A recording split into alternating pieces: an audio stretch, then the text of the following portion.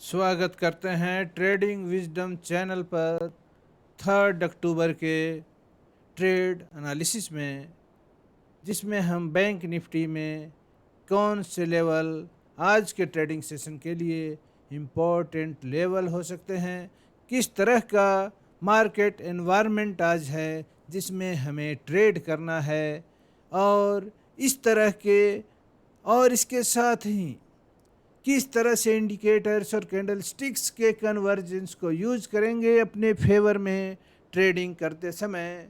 इसके साथ ही post trade analysis भी करेंगे पिछले ट्रेडिंग सेशन का, जो आज के पहले ट्रेडिंग हुआ था जिस ट्रेडिंग सेशन में, उसका पोस्ट ट्रेड एनालिसिस भी करेंगे कि उसमें किस किस जगह ट्रेड के मौके थे, किस तरह के कैंडल लाइंस पैटर्न बन रहे थे, और उस समय हमारा ऑस्किलेटर आरएसआई या दूसरे ऑस्किलेटर मूविंग एवरेजेज किस तरह के सिग्नल जनरेट कर रहे थे, किस तरह के मार्केट पिक्चर को, किस तरह के सराउंडिंग को, किस तरह के एनवायरनमेंट को इंडिकेट कर रहे थे। क्योंकि हमें ट्रेड तो एनवायरनमेंट के समझते हुए, एनवायरनमेंट को समझते हुए ही लेना है, सराउंडिंग को समझते हुए लेना है। क्योंकि सिंगल कैंडल लाइन पैटर्न जो है, सिंगल हो कैंडल लाइन पैटर्न या 2 कैंडल का पैटर्न या मल्टीपल कैंडल लाइन पैटर्न हो, जो भी कैंडल लाइन्स पैटर्न हो, केवल कैंडल लाइन्स पैटर्न के बेसिस पर अगर हम एंट्री लेते हैं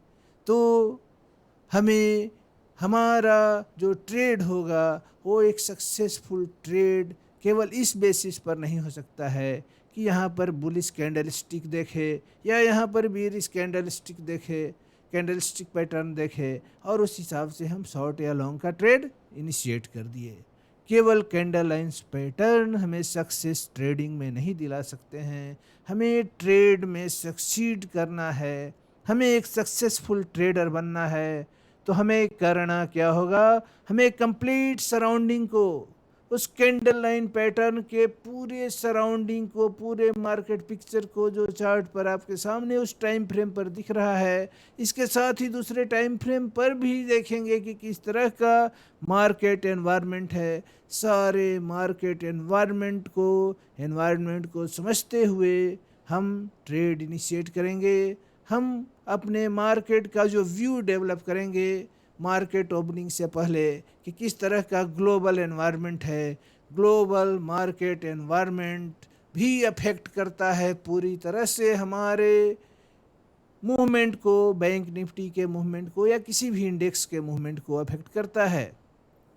तो पूरे market environment, global market environment, चाहे यूरोपियन इंडिसेज हो या अमेरिकन इंडिसेज हो या एशिया के इंडिसेज हों, अदर्स कंट्री के, सबको समझते हुए आज के लिए हम एक मार्केट व्यू डेवलप करेंगे अपना, और उस व्यू के डायरेक्शन में अगर कैंडल लाइंस पैटर्न बनता हुआ दिखाई दे, अगर हमारा व्यू मार्केट एनवायरनमेंट को देखते हुए बीरिश बनता है, तो हम बीरिश कैंडल स्टिक पैटर्न को ढूंढने की कोशिश करेंगे अपने एंट्री के लिए।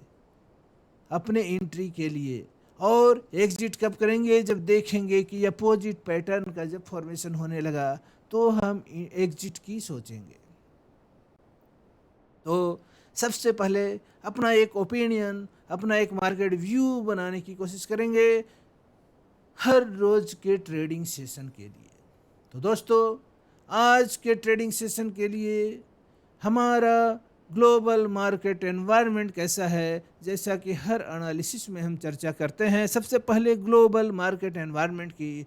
तो आज के ट्रेडिंग सेशन के लिए ग्लोबल मार्केट एनवायरनमेंट जो आपके सामने है वो बीरिश है। यूरोपियन इंडिसेज जितने भी हैं सारे की क्लोजिंग निगेटिव ही हुई है, अधिकांश की क्लोजिंग निगेटिव ही हुई है। एशियाई इंडिसेज भी पिछले ट्रेडिंग सेशन में, मतलब 2 अक्टूबर को, निगेटिव ही क्लोजिंग दिए हैं। हमारा मार्केट तो क्लोज्ड था 2 अक्टूबर को, लेकिन बाकी जो वर्ल्ड इंडिसेज थे उनमें निगेटिव क्लोजिंग हुई है। अमेरिकन इंडिसेज की बात करें तो वहाँ मिक्स्ड क्लोजिंग देखने को मिली है। कोई इंडेक्स थोड़ा सा ऊपर क्लोजिंग दिया है, कोई निगेटिव क्लोजिंग दिया है। अमेरिकन इंडिसेज की क्लोजिंग मिक्स्ड हुई है। लेकिन हमें ट्रेड करना है बैंक निफ्टी में, तो बैंकिंग इंडेक्स जो है, न्यूयॉर्क स्टॉक एक्सचेंज का बैंकिंग इंडेक्स, उसकी क्लोजिंग जो हुई है काफ़ी बीरिश, काफ़ी निगेटिव क्लोजिंग हुई है। पहले से भी डाउन ट्रेंड में है banking index. New York stock exchange का बैंकिंग इंडेक्स लगातार डाउन ट्रेंड में है और 2 अक्टूबर के ट्रेडिंग सेशन में काफ़ी बड़ा रियल बॉडी का बीरिश कैंडल का फॉर्मेशन हुआ है, जो हम उसके चार्ट पर देख सकते हैं। तो दोस्तों, ग्लोबल मार्केट एनवायरनमेंट और हमारे जो बैंक्स हैं उनकी भी निगेटिव ही क्लोजिंग हुई है न्यूयॉर्क स्टॉक एक्सचेंज में। तो ग्लोबल परफॉर्मेंस जो है, हमारे जो मेजर बैंक्स हैं HDFC और ICICI, उनकी भी कैंडल लाइन देखेंगे तो बीरिश कैंडल लाइन दिखाई देगा आपको चार्ट पर। तो इस तरह से ग्लोबल सिनारियो आपके लिए बीरिश है। और local chart pattern, local market picture का अगर आप स्टडी करते हैं चार्ट पर, तो देखेंगे कि डेली टाइम फ्रेम पर या किसी भी टाइम फ्रेम पर देखें, आपका बैंक निफ्टी का जो कैंडल लाइन चार्ट है वो 44,500 के लेवल के पास सपोर्ट लेने की कोशिश कर रहा है, उस पर स्टेबलाइज करने की कोशिश कर रहा था पिछले ट्रेडिंग सेशन में। अब आज के ग्लोबल एनवायरनमेंट को देखते हुए क्या पॉसिबिलिटीज़ हैं, तो सबसे पहले हमारा जो, अगर पिछले चार्ट को देखें, अगर पिछले ट्रेडिंग सेशन के अगर कैंडल लाइन चार्ट को देखें डेली टाइम फ्रेम पर, तो हम देखेंगे कि हमारा प्राइस सारे जो मूविंग एवरेजेज हैं, हमारा 9 EMA, 21 EMA और 34 EMA, उसके नीचे प्राइस एक्शन हो रहा था। पिछले ट्रेडिंग सेशन में भी प्राइस 9 EMA, वहाँ डेड क्रॉस दिखाई देता है। मूविंग एवरेजेज के पैटर्न को अगर देखें तो दो तरह के पैटर्न बनते हैं। मूविंग एवरेज में क्या है, डाउन ट्रेंड चला रहा है, उसका स्लोप नीचे की ओर है। हमारे EMA का स्लोप नीचे की ओर है, चाहे वो शॉर्टर पीरियड का हो या हायर पीरियड का EMA हो, सबका स्लोप नीचे की ओर है, डाउनवर्ड स्लोप है। डाउनवर्ड स्लोप में क्या है, ऊपर डेड क्रॉस के बाद ये डाउनवर्ड स्लोप हुआ है। तो डेड क्रॉस मतलब क्या हुआ, मतलब शॉर्टर पीरियड का EMA लॉन्गर पीरियड के EMA को नीचे की ओर क्रॉस कर चुका है और मूवमेंट कर रहा है। तो ये डेड क्रॉस दिखाई देता है डेली टाइम फ्रेम पर भी, आवरली टाइम फ्रेम पर भी और 15 मिनट के टाइम फ्रेम पर भी। तो दोस्तों, इस तरह का EMA का क्रॉस हमें बीरिश स्ट्रेंथ को दिखाता है, बियर्स इन कंट्रोल को दिखाता है कि मार्केट प्राइस एक्शन पर, बैंक निफ्टी के प्राइस एक्शन पर बियर्स का कंट्रोल है, बियर्स इन कंट्रोल है ये। और प्राइस जो है उसके नीचे ही मूवमेंट कर रहा है, प्राइस एक्शन उसके नीचे ही मूवमेंट कर रहा है और 44,500 का जो आपका लेवल है वहाँ पर सपोर्ट लेने की कोशिश कर रहा है। और इस तरह से आपका जो फर्स्ट रेजिस्टेंस है वो 44,800 का लेवल है, हमारा फर्स्ट रेजिस्टेंस, जो हम EMA इंडिकेट कर रहा है। फर्स्ट रेजिस्टेंस हमारा है 44,800 का लेवल, फर्स्ट सपोर्ट हमारा है 44,500 का लेवल, सेकेंड सपोर्ट हमारा आज के ट्रेडिंग सेशन के लिए, फर्स्ट सपोर्ट 44,500, जिसका ज़्यादा प्रोबेबिलिटी है कि वो ब्रेक करेगा 44,500 का लेवल आज के ट्रेडिंग सेशन में ब्रेक कर सकता है, इसकी बहुत ही ज़्यादा प्रोबेबिलिटी है। वो लेवल ब्रेक करने के बाद प्राइस 44,500 के लेवल को ब्रेक करने के बाद प्राइस 44,200 के लेवल पर सपोर्ट ले सकता है। 44,200 के लेवल पर प्राइस सपोर्ट ले सकता है आज के ट्रेडिंग सेशन में। तो और रेजिस्टेंस कहाँ पर फेस कर रहा है प्राइस फेस कर सकता है रेजिस्टेंस, फर्स्ट रेजिस्टेंस तो 44,800 का लेवल है। सेकेंड रेजिस्टेंस क्या है आपका, सेकेंड रेजिस्टेंस 45,200 का लेवल है।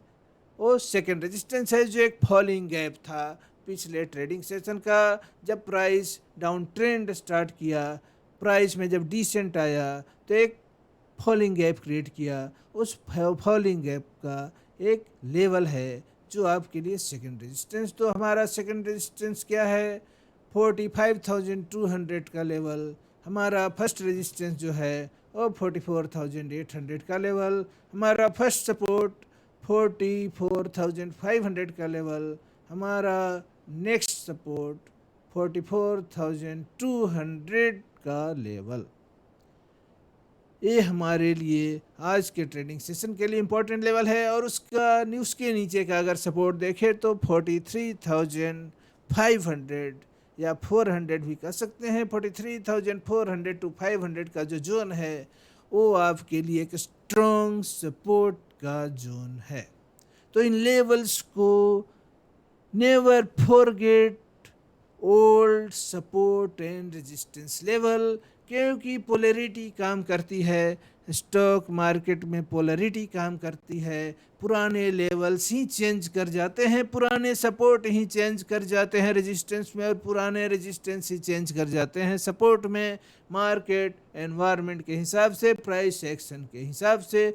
वही ईएमए सपोर्ट का भी काम करता है, वही ईएमए रेजिस्टेंस का भी काम करता है। पोलराइज हो जाता है, चेंज कर जाता है जब प्राइस के मूवमेंट के हिसाब से, प्राइस के एक्शन के हिसाब से। प्राइस जब नीचे रहेगा किसी लेवल के तो लेवल उसके लिए रेजिस्टेंस का काम करेगा। जब प्राइस उसके ऊपर क्लोजिंग दे दिया तो लेवल फिर उसके लिए सपोर्ट का काम करने लगता है। ये पोलैरिटी का कंसेप्ट लागू होता है हमारे कैंडल लाइंस चार्ट पर, हमारे मार्केट पिक्चर में, मार्केट एनवायरनमेंट में।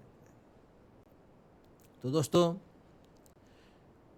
आज का जो मार्केट एनवायरनमेंट है वो हमारे लिए बेरिश है। तो हम पुट साइड का, अगर बायर हैं तो पुट साइड का पुट बाइंग करने की कोशिश करेंगे। पुट बाइंग कब करेंगे? जब प्राइस इंपॉर्टेंट लेवल को ब्रेक करने की कोशिश करेगा। ब्रेक करते समय वहाँ पर बेरिश पैटर्न बनाएगा। जैसे हमारा फर्स्ट सपोर्ट अगर 44,500 का लेवल है तो 44,500 के लेवल को जैसे ही प्राइस ब्रेक करने की कोशिश करता है, वहाँ पर कोई बेरिश पैटर्न हमें दिखाई देता है तो वहाँ पर हम पुट बाइंग करेंगे अपने टारगेट के लिए। नेक्स्ट सपोर्ट हमारा टारगेट होगा।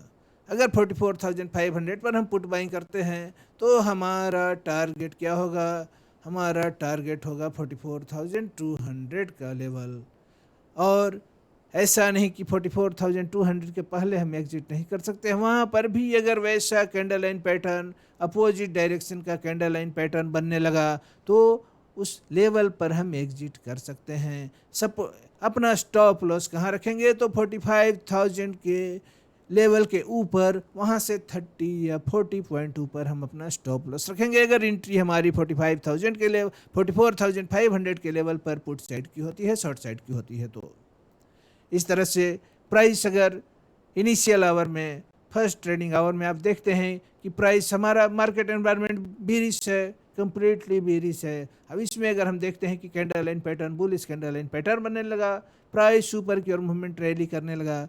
और अगर देखते हैं कि प्राइस अगर हमारे रेजिस्टेंस लेवल पर आ गया, पहले से प्रेडिक्टेड रेजिस्टेंस लेवल के ऊपर आ गया, 44,800 के लेवल के पास, अगर 800 टू 850 के बीच में अगर हम देखते हैं कि उस लेवल पर प्राइस अगर वहाँ पर रेजिस्टेंस फेस करने लगा, वहाँ पर भी रिस्क कैंडल लाइंस पैटर्न बनने लगे, वहाँ पर दोजी कैंडल, वहाँ पर स्पिनिंग टॉप्स कैंडल का फॉर्मेशन होने लगा, तो हम बेरिश पैटर्न को देखते हुए उस रेजिस्टेंस लेवल पर पुट साइड का बाइंग करेंगे। पुट बाइंग करेंगे मतलब शॉर्ट साइड का ट्रेड करेंगे। सेलिंग करना है तो कॉल सेलिंग करेंगे, बाइंग करना है तो पुट बाइंग करेंगे। तो आज हम बेरिश ट्रेड करेंगे, आज हम बियर्स के साथ हो लेंगे आज के ट्रेडिंग सेशन के लिए। आज हम बुल्स के साथ अवॉइड करेंगे। आज हमारा मार्केट व्यू ही बेरिश रहेगा आज के ट्रेडिंग सेशन के लिए। तो दोस्तों, चार्ट पर जो भी कैंडल लाइंस पैटर्न आपको बनेंगे, केवल कैंडल लाइंस की जानकारी पर्याप्त नहीं होगी आपको अच्छे सक्सेसफुल ट्रेडर बनाने के लिए, क्योंकि एक कैंडल लाइन सिग्नल के आधार पर जब हम इंटर करेंगे तो हम सक्सेसफुल नहीं हो सकते हैं, अपने ट्रेड में सक्सेस नहीं कर सकते हैं, क्योंकि दूसरे इंडिकेटर्स जो हैं इंडिकेटर्स की समझ भी ज़रूरी है, ऑस्किलेटर्स की समझ भी ज़रूरी है, क्योंकि उस समय सराउंडिंग कैसा था। एक सिग्नल तो मिला बुलिश इनगल्फिंग का, हो सकता है प्राइस डाउन ट्रेंड में है, प्राइस डिसेंट कर रहा है, हमें एक सिग्नल मिला बुलिश इनगल्फिंग, जो बुलिश सिग्नल मिला और उसको देखते हुए हम इंटर कर गए लॉन्ग साइड के ट्रेड में, तो ये ट्रेड हमेशा सक्सेसफुल नहीं होगा। अपने मार्केट पिक्चर पर, चार्ट पैटर्न पर हम क्लियरली देख सकते हैं कि एक ही पैटर्न, एक ही कैंडल लाइन पैटर्न हर जगह वर्क नहीं करता है। एक ही बुलिश एनगल्फिंग पैटर्न देखेंगे तो कहीं पर वर्क किया चार्ट में, कहीं पर वर्क नहीं किया। ऐसा क्यों होता है, इसके पीछे का लॉजिक क्या है? तो मार्केट एनवायरनमेंट को समझना पड़ेगा। क्यों पैटर्न बना, उसमें मार्केट एनवायरनमेंट क्या था, उस समय मार्केट ओवरसोल्ड था कि मार्केट ओवरबाउट था। अगर मार्केट ओवरसोल्ड हो चुका है और उस समय अगर बुलिश पैटर्न बनते हैं, वे पैटर्न वर्क करते हैं। अगर मार्केट एनवायरनमेंट ओवरबाउट हो चुका है और उस समय आपको बेरिश पैटर्न मार्केट पिक्चर में चार्ट पर दिखते हैं, तो वे पैटर्न की वर्क करने की प्रोबेबिलिटी ज़्यादा होती है। तो हम देखेंगे कि जब हमारे पैटर्न बन रहे हैं उसमें मार्केट एनवायरनमेंट क्या बता रहा है। मार्केट एनवायरनमेंट की समझ हम इंडिकेटर्स की भी हेल्प ले सकते हैं। ऐसे हम चार्ट को देख करके भी ऑब्जर्व कर सकते हैं, लेकिन हमें इंडिकेटर भी इंडिकेट कर सकते हैं। जैसे RSI है, ऑस्किलेटर है RSI, 0 to 100 इसका वैल्यू है, मिनिमम 0 मैक्सिमम 100। अगर RSI बिलो 30 है, जिस समय बुलिश पैटर्न बन रहे हैं, उस समय अगर RSI 30 से नीचे है तो उस पैटर्न के वर्क करने की प्रोबेबिलिटी ज़्यादा होगी, उसमें वर्क करने का पोटेंशियल ज़्यादा होगा। इसी तरह से RSI जब 70 से ऊपर है, 70 to 100, तो ओवरबाउट मार्केट कंडीशन हुआ, अग्रेसिव बाइंग हो चुकी है। ऐसे में ट्रेंड रिवर्सल की पॉसिबिलिटी ज़्यादा होती है। और वैसे सिचुएशन में अगर बेरिश पैटर्न बनते हैं, कैंडल लाइन पैटर्न, वो डार्क क्लाउड कवर हो सकता है, बेरिश इनगल्फिंग हो सकता है, शूटिंग स्टार हो सकता है, कई तरह के दोजी हो सकते हैं, रिक्शा मैन दोजी, तो इस तरह के हैंगिंग मैन पैटर्न बन सकता है। तो पैटर्न टावर टॉप पैटर्न बन सकता है। तो सारे पैटर्न, ऐसे पैटर्न के वर्क करने का पोटेंशियल प्रोबेबिलिटी बढ़ जाता है। अगर मार्केट एनवायरनमेंट ओवरबाउट है तो बेरिश पैटर्न के वर्क करने की प्रोबेबिलिटी बढ़ जाती है। इसी तरह से अगर मार्केट एनवायरनमेंट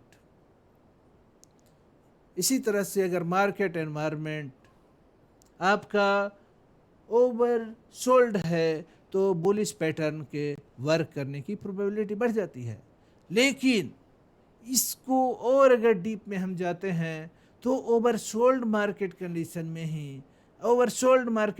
में ही मतलब RSI बिलो 30 दिख रहा है उस टाइम फ्रेम में, वहाँ पर भी देखेंगे कि एक बुलिश पैटर्न बना, दो बुलिश पैटर्न बने अलग अलग टाइम फ्रेम में, अलग अलग डिस्टेंस पर, अलग अलग टाइम पर, एक ही टाइम फ्रेम में। तो एक पैटर्न वर्क किया, दूसरा पैटर्न उतना अच्छा वर्क नहीं किया। एक ही सिनारियो है, ओवरसोल्ड मार्केट पिक्चर ही है, उसी में दो बुलिश इनगल्फिंग के पैटर्न बने चार्ट पर, एक वर्क किया, दूसरा उतना अच्छा वर्क नहीं किया। इसमें क्या है, तो यहाँ पर डाइवर्जेंस को समझने की कोशिश करेंगे। डाइवर्जेंस को प्राइस कैंडल लाइंस पैटर्न मतलब प्राइस एक्शन और इंडिकेटर, ये दोनों में डाइवर्जेंस को समझेंगे। अगर पॉजिटिव डाइवर्जेंस दिखने को मिलता है, अगर ऑस्किलेटर और आपका चार्ट पैटर्न, ये दोनों में अगर पॉजिटिव डाइवर्जेंस देखने को मिलता है चार्ट पर, और उस समय अगर बुलिश पैटर्न बनता है तो पैटर्न ज़्यादा वर्क कर सकता है, इसकी प्रोबेबिलिटी बहुत ज़्यादा बढ़ जाती है। इसी तरह से निगेटिव डाइवर्जेंस अगर है, अगर डाइवर्जेंस निगेटिव है और उस समय अगर पैटर्न बनता है बुलिश, तो उसके वर्क करने की प्रोबेबिलिटी घट जाती है। तो ट्रेडिंग करते समय हम डाइवर्जेंस और कन्वर्जेंस के कंसेप्ट को भी ध्यान में रखेंगे। डाइवर्जेंस और कन्वर्जेंस के कंसेप्ट को भी ध्यान में रखेंगे कि किस तरह से कैंडल लेंस पैटर्न और जो हमारा ऑस्किलेटर है वो दोनों में अगर पॉजिटिव डायरेक्शन मिलता है डाउन ट्रेंड में तो क्या हो सकता है, तो प्रोबेबिलिटी बढ़ जाती है कैंडल लाइंस पैटर्न के वर्क करने की, बुलिश कैंडल लाइन पैटर्न के वर्क करने की। इसी तरह अगर निगेटिव डाइवर्जेंस मिलता है और पैटर्न भी बेरिश बन रहा है तो उसके वर्क करने की प्रोबेबिलिटी बढ़ जाती है। इन सब बातों पर अलग एपिसोड में, अलग कंटेंट में हम इसकी स्पेशली अलग कंटेंट बनाएंगे जिसमें हम उसकी चर्चा करेंगे। अभी चलते हैं अपने ट्रेडिंग सेशन में, नहीं तो वीडियो लंबा हो सकता है दोस्तों। तो चलते हैं सीधे अपने ट्रेडिंग टर्मिनल पर जिसमें हम ट्रेड को एनालाइज करने की कोशिश करेंगे। अभी आपके सामने जो चार्ट है वो बैंक निफ्टी का चार्ट है। अभी आपके सामने जो चार्ट है वो बैंक निफ्टी का चार्ट है। डेली टाइम फ्रेम पर यहाँ पर देख सकते हैं पिछले ट्रेडिंग सेशन का 29 सितंबर का एक कैंडल है। किस तरह से EMA9 जो डेड क्रॉस बना चुका है, यहाँ इस लेवल पर देख सकते हैं आप, यहाँ पर डेड क्रॉस बना चुका है। इस लाइन पर किस तरह से इस लेवल पर रेजिस्टेंस फेस कर रहा है। ये 44,800 का लेवल है, ये 44,800 का लेवल है। इस पर किस तरह से प्राइस रेजिस्टेंस फेस कर रहा है। सपोर्ट क्या है हमारे लिए, तो ये हमारा फर्स्ट रेजिस्टेंस का लेवल है 44,800 का लेवल। आज के ट्रेडिंग सेशन के लिए हमारा फर्स्ट सपोर्ट का लेवल ये है 44,500 का लेवल। ये हमारा S1 है और ये हमारा R1 है, 44,800। नेक्स्ट रेजिस्टेंस जो हमारा है वो 44,287 का लेवल है, जो एक फॉलिंग गैप इस लेवल पर क्रिएट हुआ था। प्राइस जब डिसेंड कर रहा था, प्राइस में जब फॉल आ रही थी, उस समय ये हमारा रेजिस्टेंस 2 रहेगा आज के ट्रेडिंग सेशन के लिए। और ये जो गैप देख सकते हैं, फॉलिंग गैप क्रिएट हुआ था प्राइस में, ये गैप जो है आपके लिए रेजिस्टेंस 3 का काम करेगा। ऑल टाइम हाई आपके लिए रेजिस्टेंस 4 का काम करेगा।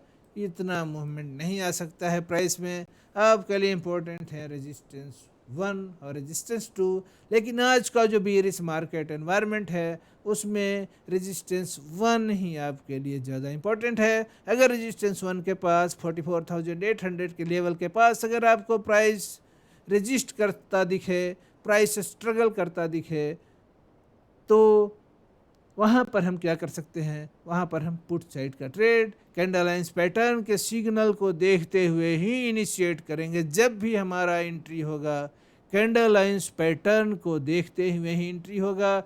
कैंडल लाइंस के बेसिस पर ही अपना स्टॉप लॉस भी डिसाइड करेंगे और टारगेट के लिए हम इम्पोर्टेंट लेवल्स को देखेंगे।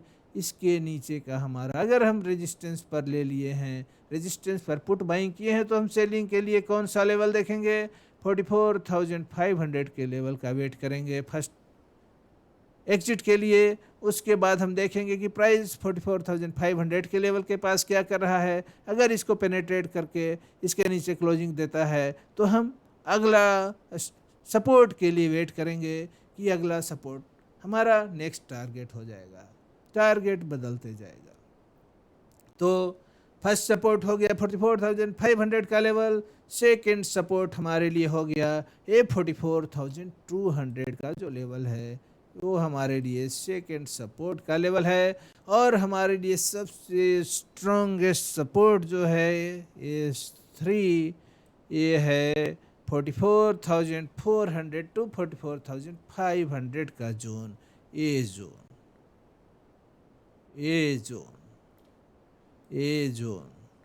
ये जो जोन देख रहे हैं चार्ट पर, ये 44,400 से लेकर के 44,300 का जो जोन है, 44,300 का जो जोन है, 44,400 से लेकर के 44,500 का जो जोन है, वो आपके लिए स्ट्रॉन्गेस्ट सपोर्ट का जोन है। ये जो जोन है देख सकते हैं चार्ट पर, और ये जो जोन क्रिएट हुआ, ये जो जोन क्रिएट हुआ, ये जोन आपके लिए स्ट्रॉन्गेस्ट जोन है अभी के मार्केट पिक्चर में। तो दोस्तों हम इम्पोर्टेंट लेवल्स भी समझ गए आज के ट्रेडिंग सेशन के लिए कि कौन से लेवल हमारे लिए इम्पोर्टेंट हो सकते हैं और किस तरह का मार्केट पिक्चर है। तो बीरिश है मार्केट एनवायरनमेंट, हमारे लिए बीरिश है मार्केट, बियर्स इन कंट्रोल रहने की संभावना है, तो बियर्स के साइड में ट्रेड लेंगे।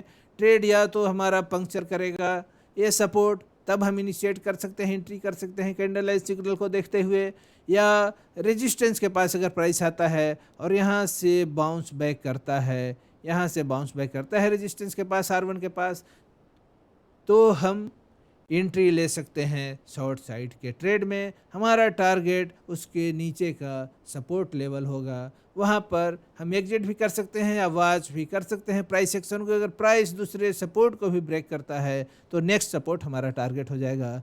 तो आज ज़्यादा प्रोबेबिलिटी है कि प्राइस इसको पेनिट्रेट कर देगा, ब्रेक कर देगा S1 को, मतलब 44,500 के लेवल को ब्रेक करेगा प्राइस और 44,200 के लेवल के पास आकर के स्टेबलाइज होने की कोशिश कर सकता है, नहीं तो इसको भी ब्रेक कर सकता है। 44,200 के लेवल को भी ब्रेक कर सकता है, क्योंकि global market scenario, global market picture bearish है आपके सामने। दोस्तों अब चलते हैं आवरली टाइम फ्रेम पर कि आवरली टाइम फ्रेम क्या इंडिकेट करने की कोशिश कर रहा है। ये जो चार्ट है आपके सामने आवरली टाइम फ्रेम पर बैंक निफ्टी का चार्ट है।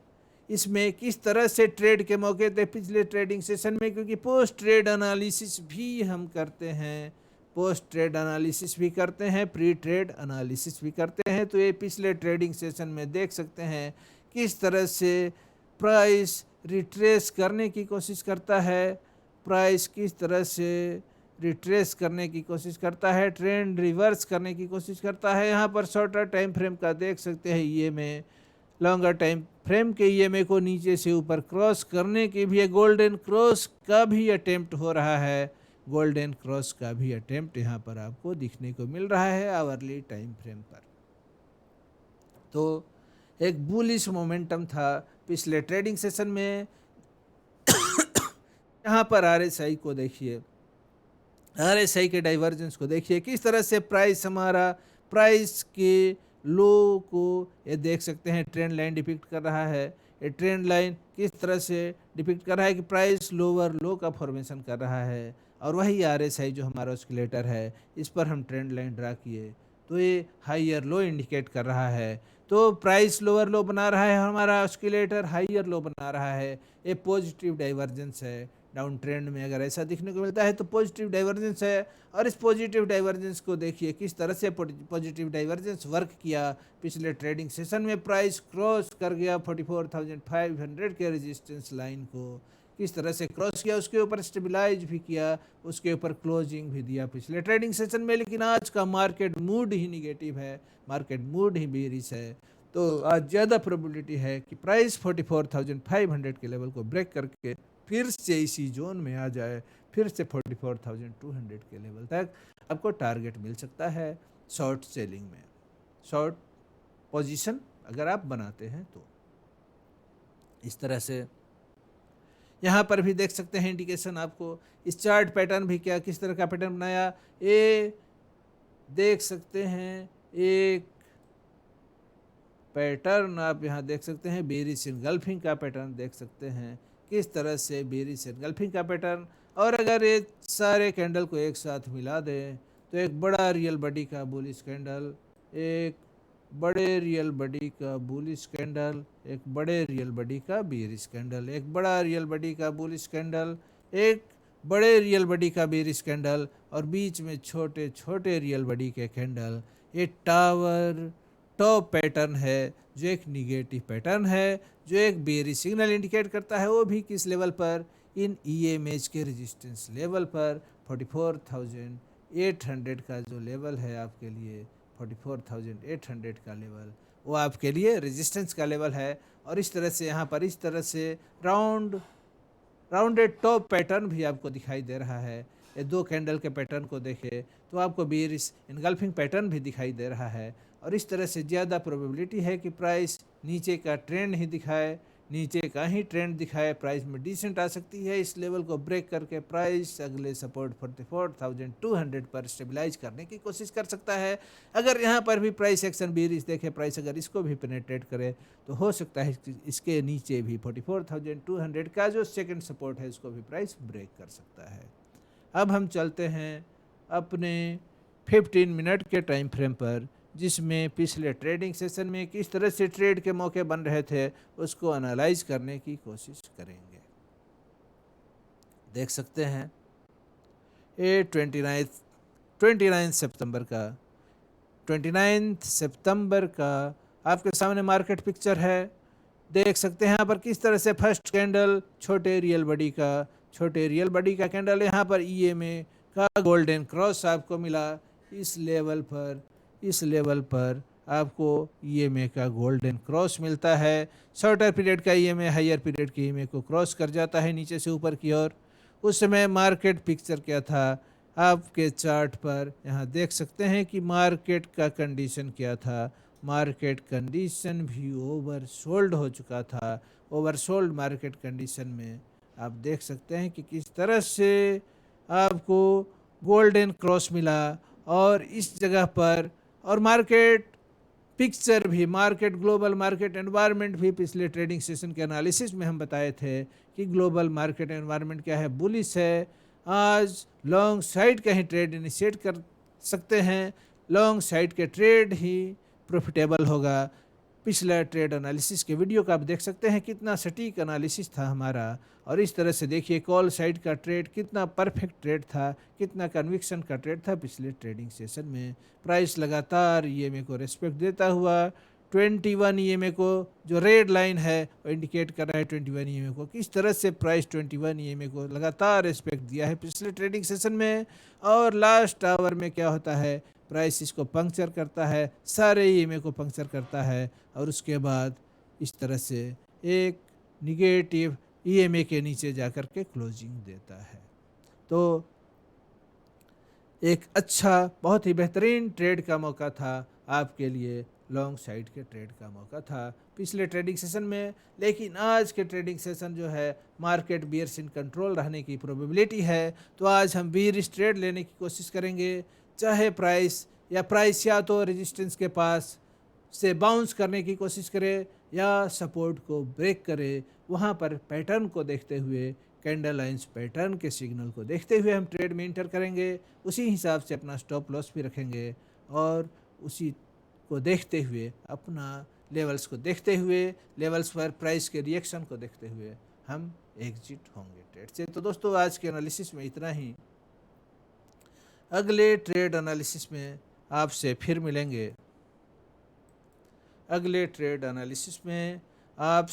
मिलेंगे। अगर आपको ये कंटेंट अच्छा लगा हो तो वीडियो को लाइक करेंगे, चैनल को सब्सक्राइब न किए हो तो चैनल को सब्सक्राइब करेंगे। कोई क्वेरीज हो, कुछ और जानना हो, किसी और तरह का कंटेंट चाहिए, किसी इंडिकेटर का, कोई पैटर्न का, तो अपने क्वेरीज को लिख सकते हैं कमेंट्स में। इसके साथ ही आपसे उम्मीद है कि आप अपने दोस्तों में, अपने फ्रेंड सर्कल में इसको शेयर करने की कोशिश करेंगे ताकि ज़्यादा से ज़्यादा लोग इस एनालिसिस से बेनिफिट ले सकें। दोस्तों आज के ट्रेडिंग में आपके प्रॉफिटेबल होने की शुभकामनाओं के साथ आपसे हम विदा लेते हैं। धन्यवाद।